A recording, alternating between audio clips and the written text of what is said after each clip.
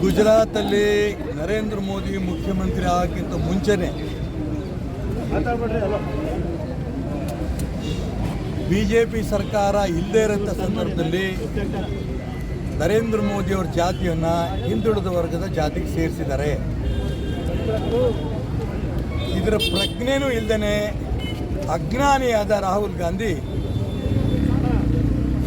ನರೇಂದ್ರ ಮೋದಿ ಹಿಂದುಳಿದ ವರ್ಗದ ಜಾತಿ ಅಲ್ಲ ಅನ್ನೋಂಥ ಮಾತನ್ನು ಹೇಳಿಕೆ ಕೊಟ್ಟಿದ್ದಾರೆ. ನರೇಂದ್ರ ಮೋದಿ ಹಿಂದುಳಿದ ಜಾತಿ ಹೌದು ಅಲ್ಲ ಅನ್ನೋದಕ್ಕಿಂತನೂ ಇಡೀ ವಿಶ್ವದ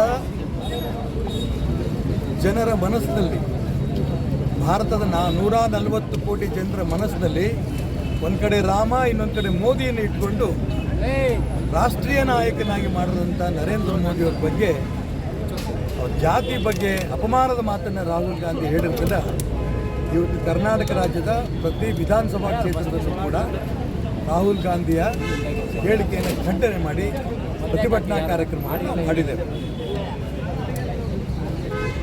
ನಾನು ಭಾಷಣ ಮಾಡ್ತಾ ಇರೋಂಥ ಸಂದರ್ಭದಲ್ಲಿ ಸಾರ್ವಜನಿಕರು ಪ್ರಶ್ನೆ ಕೇಳ್ತಾರೆ, ನರೇಂದ್ರ ಮೋದಿಯವರು ಹಿಂದುಳಿದ ವರ್ಗ ಜಾತಿ ಅಲ್ಲ ಅಂತ ಅಂದಾಗ ರಾಹುಲ್ ಗಾಂಧಿ ಜಾತಿ ಯಾವುದು?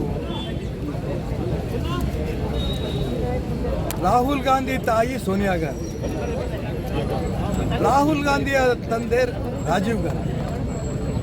ಹಾಗಾದರೆ ರಾಹುಲ್ ಗಾಂಧಿ ಯಾವ ಜಾತಿ? ರಾಹುಲ್ ಗಾಂಧಿ ಅಜ್ಜಿ ಶ್ರೀಮತಿ ಇಂದಿರಾ ಗಾಂಧಿಯವರು.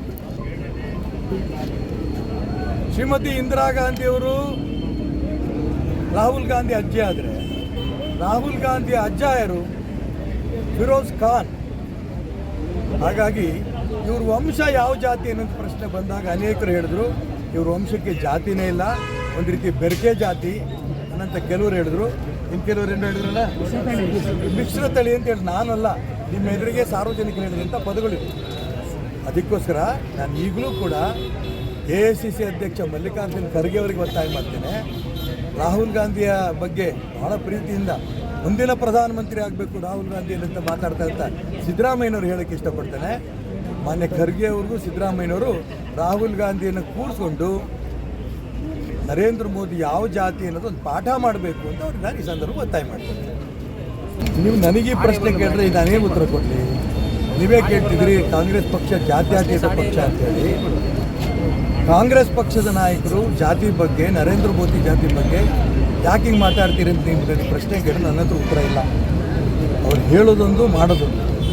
ಹಾಗಾಗಿ ಆ ಪಕ್ಷದ ಈ ಧೋರಣೆ ಬಿಡಬೇಕು ಅನ್ನೋ ಉದ್ದೇಶದಲ್ಲೇ BJPಯ ಹಿಂದುಳಿದ ವರ್ಗದ ಮೋರ್ಚಾದಿಂದ ಇಡೀ ರಾಜ್ಯದಲ್ಲಿ ಕಾಂಗ್ರೆಸ್ಗೆ ಜ್ಞಾನತೆ ತರಬೇಕು, ಅಜ್ಞಾನಿಗಳು ಕಾಂಗ್ರೆಸ್ನವರು ಇಡೀ ರಾಜ್ಯದಲ್ಲಿ ಹಿಂದುಳಿದ ವರ್ಗದ ಮೋರ್ಚಾದಿಂದ ಈ ರೀತಿ ಕಾರ್ಯಕ್ರಮ ಹಮ್ಮಿಕೊಂಡಿದ್ದಾರೆ.